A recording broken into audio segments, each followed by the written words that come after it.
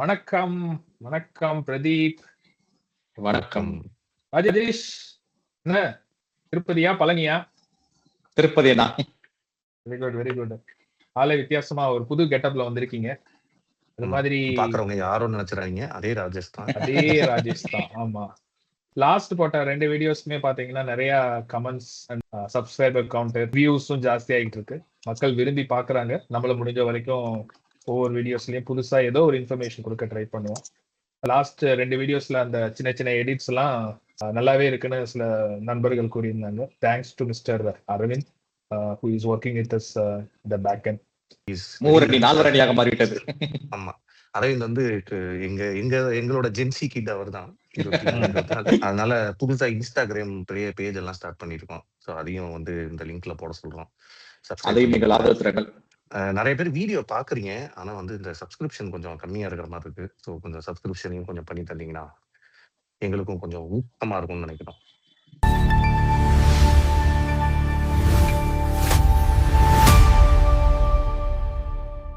அணிகள் பத்தி பேசணும்.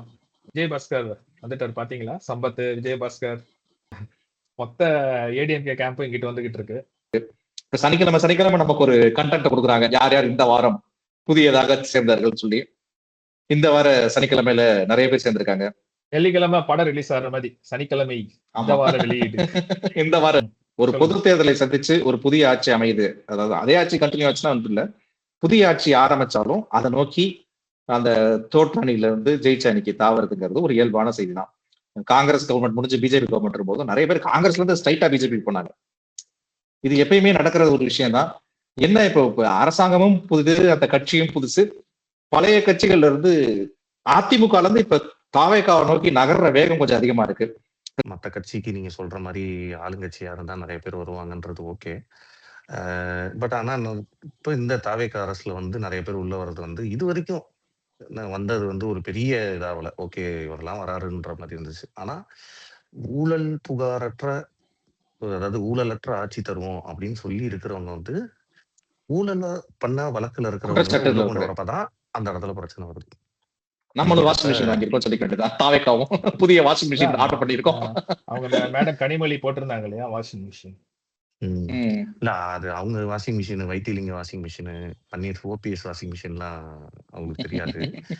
திமுகலையும் வாஷிங் மிஷின் இருக்கு, தாவேக்கால வாஷிங் மிஷின் இருக்குன்னு சொல்லிக்கலாம். இல்ல, ஆனா என்ன அவங்க வைத்திலிங்கத்துக்கு அந்த கேஸ் ஸ்ரீராம் கன்ஸ்ட்ரக்ஷன்ஸ் கேஸ் அத எஃப்ஐஆரையே ரீகால் பண்ண வச்ச மாதிரி ஏதோ நியூஸ் வந்துச்சு இல்லையா? ஒண்ணும் இல்லாம ஆக்குனாங்க. அந்த மாதிரி எல்லாம் இந்த கவர்மெண்ட்ல பண்ண மாட்டாங்கன்னு நம்புவோம். இல்ல, அவர் வைத்திலிங்கம் ஒரே ஒரு தான் உலகத்திலேயே வேர்ல்டு லெவல்ல இன்டர்நேஷனல் கேஸ் வாங்கினது அவர் தான் ஃபர்ஸ்ட் நினைக்கிறேன். அமெரிக்கால கேஸ் போட்டாங்க அவர் மேல. உலக புகழ் பெற்றிருக்கோம்.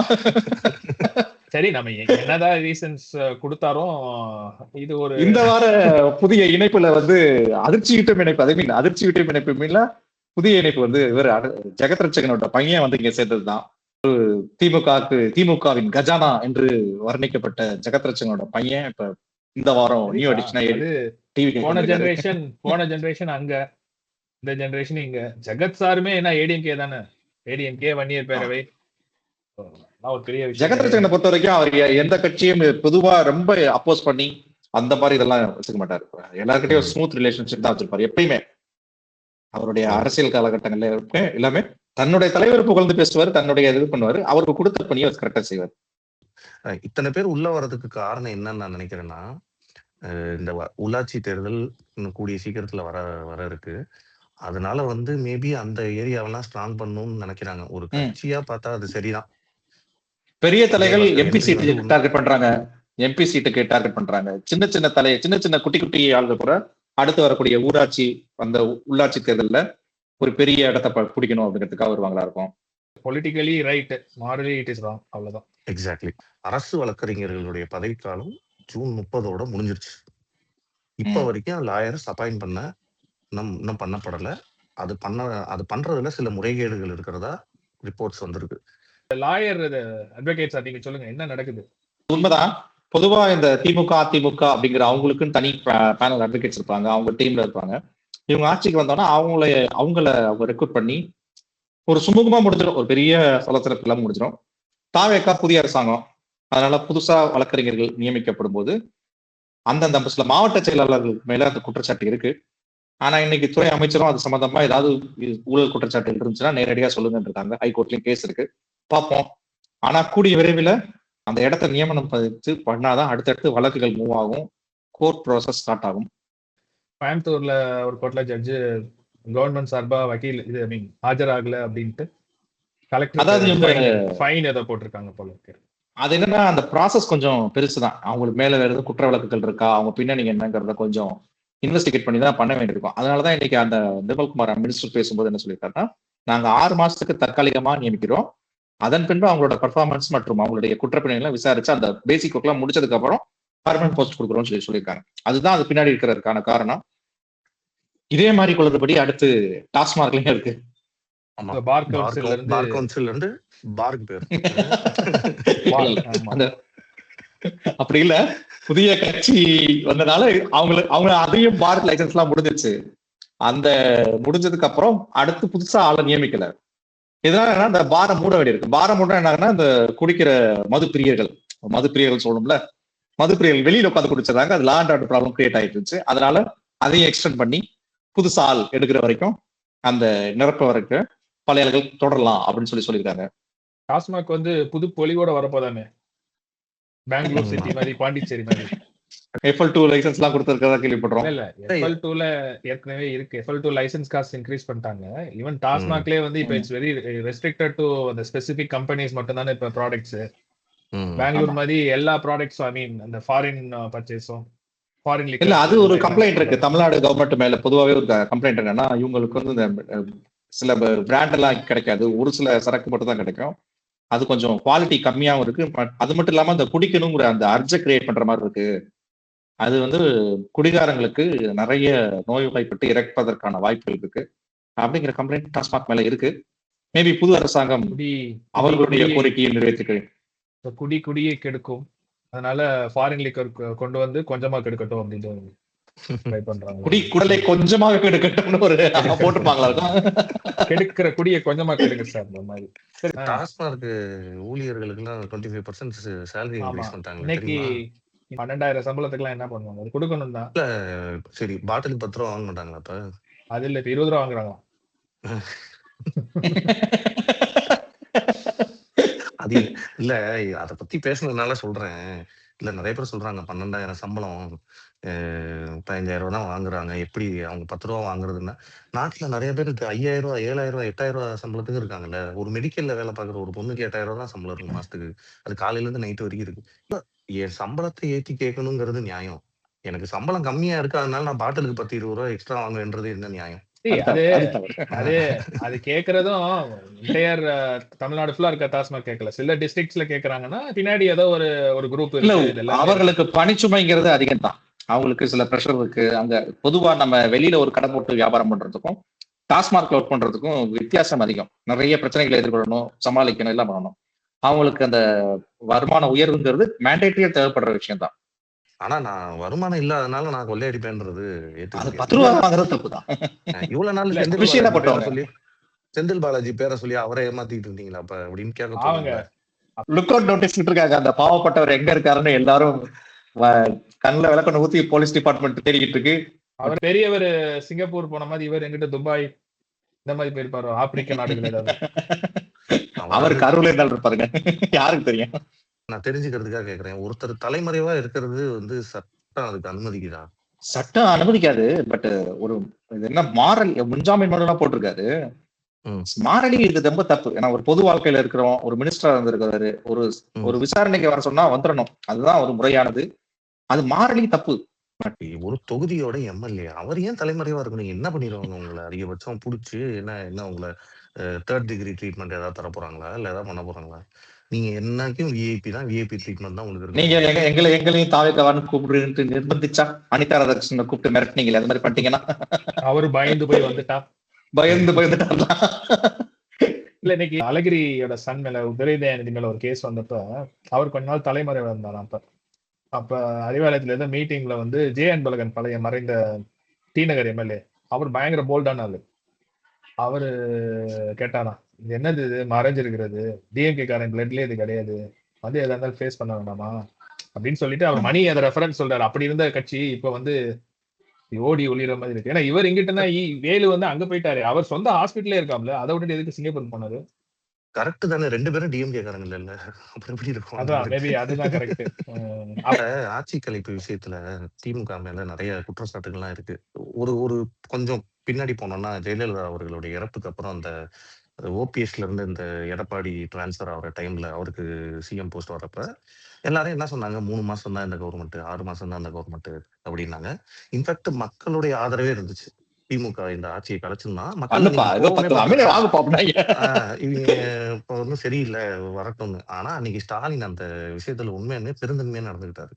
இல்ல நம்ம அந்த மாதிரி குறுக்கு வழியில நம்ம ஆட்சிக்கு வரக்கூடாது, நம்ம வந்து மக்களை ஃபேஸ் பண்ணி எலெக்ஷன்ல வந்து தான் வரணும்னு வெயிட் பண்ணி அந்த பீரியட் முடிஞ்சவன தான் எலெக்ஷன் வந்தாரு. ஆனா இன்னைக்கு ஏன் வந்து அது நான் இன்னைக்கு நம்ம ஸ்டாலின் இந்த விஷயத்துல ஈடுபடுவாரா, அவருக்கு வந்து இதுல முழு சம்மந்தம் இருக்குமான்றது எனக்கு. ஸ்டாலின் அதுல முழுசுமா ஈடுபடுவாரா அப்படிங்கிறது கேள்விக்குரியது. ஏன்னா அவர் பொறுத்த வரைக்கும் அவர் எப்பயுமே ஒரு டீசன்ட் பொலிட்டீஷியன் தான், அதை நம்ம ஒத்துக்கணும். ஏன்னா ஜெயலலிதாவுடைய பதவியேற்புக்கு முதல் ஆளா போவாரு, எதிர்கட்சிகளோட ஒரு நல்ல இதுல தான் இருப்பாரு. அவர்கிட்ட நேராக கேட்டதாக சொல்றாங்க. அப்ப கூட அவர் என்ன சொன்னாருன்னா, ஏன்னா ஒரு கட்சி வந்து ஆட்சியை வந்து கலைக்கிறது அப்படிங்கிறது அதிகமா கலைக்கப்பட்ட ஆட்சி தமிழ்நாட்டை பொறுத்த வரைக்கும் கலைஞர் அவர்களுடைய ஆட்சி தான். அந்த வலிய வேதனை எனக்கு தெரியும், அவங்க ஆளட்டும் அப்படின்னு தான் அவர் சொல்லிட்டு இருந்தாரு. ஆட்சியை கலைச்சிருவாங்களா? அப்ப ஆட்சி கலைக்கிற வேலை எல்லாம் நடக்குதுன்றாங்களே.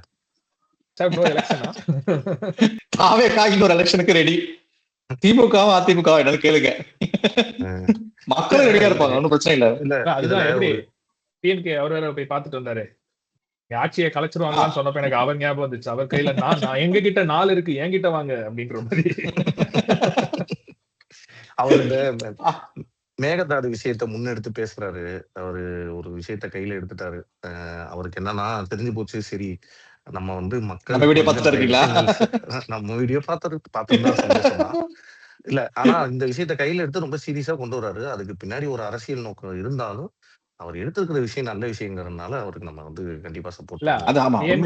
எந்த கட்சியை சேர்ந்தவங்கிறத விட மக்கள் பிரச்சனைக்கு யார் குரல் கொடுத்தாலும் நம்ம அதை மதிக்கணும். அவர் இந்த கிருஷ்ணகிரியில அந்த பெங்களூர்ல இருந்து வரக்கூடிய நீர்ல கழிவு நீர் சேருது, குடிநீர்ல கழிவு நீர் சேருது. அது கிட்டத்தட்ட திருவண்ணாமலை, கடலூர் இந்த டிஸ்ட்ரிக்ட் பூரா அந்த நீர் தான் போகுது. இதனால நம்மளுடைய நிலத்தடி நீரும் பாதிக்கும், அதை யூஸ் பண்ற மக்களுடைய சுகாதாரம் பாதிக்கும். அது கண்டிப்பா முன்னெடுக்க வேண்டிய பிரச்சனை, ரொம்ப கவனம் கொடுத்து பார்க்க வேண்டிய பிரச்சனை தான் அது. அதை அவர் முன்னெடுத்தது உண்மையிலே பாராட்டப்பட வேண்டிய விஷயம் தான். அண்ணே வேற நேத்து ஒரு ஸ்டேட்மெண்ட், இன்னைக்கு ஒரு ஸ்டேட்மெண்ட், வண்டி அறிவாலயத்துக்கு திருப்பிட்டார், மறுபடியும் திருப்புறாரு லேசா. கடல் நீரை குடிநீர் திட்டம், கடல் நீரை இல்ல இது கடல் if I am not wrong Kalaignar ஆரம்பிச்ச திட்டம் அது. கலைஞரோட ஜெயலலிதாவும் வந்து இதை வந்து எல்லா அரசாங்கங்களுமே வந்து அரசாங்கம் எல்லாமே இதுல ஒரு முயற்சி பண்ணி கொஞ்சம் இது பண்ணிருக்கு. கலைஞர் மேல ஒரு பெரிய குற்றச்சாட்டுன்னா அந்த வீராணபுரம் வேலி ஊழல் தான் இருந்துச்சு. சென்னைக்கு குடிநீர் தரேன்னு சொல்லிட்டு அவர் போட்ட பிளான் ஃபெயிலியர் ஆயிடுச்சுன்னு சொல்லி அவர் மேல எப்பயுமே ஒரு தீராத பழியா இருக்கும்.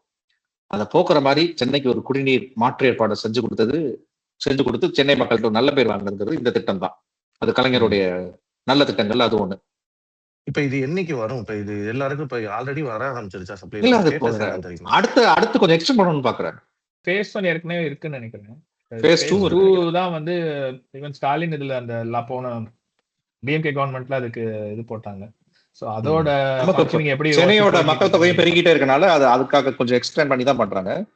மேபி தண்ணீர் கட்டுப்பாடு இந்த எல்னினோ அதனால கால மாற்றங்கள்னால மழை பெய்யறதும் கொஞ்சம் குறையும். நம்ம தனியா ஒரு எபிசோட்ல பேசுவோம் எல்னினோ பத்தி.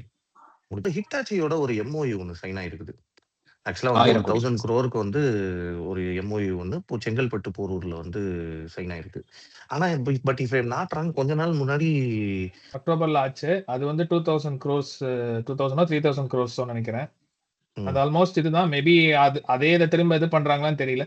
பட் அது ஒன்னும் அவங்க அப்ப எம்ஓயு சைன் பண்ணிருப்பாங்க. எல்லா எம்ஓயுமே பிரச்சனை என்னன்னா அது இம்ப்ளிமெண்ட் ஆகுதா, எத்தனை பேர் சேர்த்திருக்காங்க அப்படின்ற அந்த டேட்டா வர மாட்டேங்குது. மேபி அவங்க கம்பெனில ஒரு ரீவிசிட் மாதிரி பண்ணிருக்கலாம். நமக்கு பிஹைண்ட் த டோர்ஸ் என்ன நடந்து தெரியல. பட் ப்ரொவைடட் இதை ப்ராப்பரா இம்ப்ளிமெண்ட் பண்ணி ஜாப் ஆப்பர்ச்சுனிட்டிஸ் கிரியேட் ஆச்சுன்னா கட்டாயம் இந்த மாதிரி புது இண்டஸ்ட்ரி அரசாங்கம் கொஞ்சம் இண்டஸ்ட்ரியில கொஞ்சம் அதிகமா தான் கான்சன்ட்ரேட் பண்றாங்க.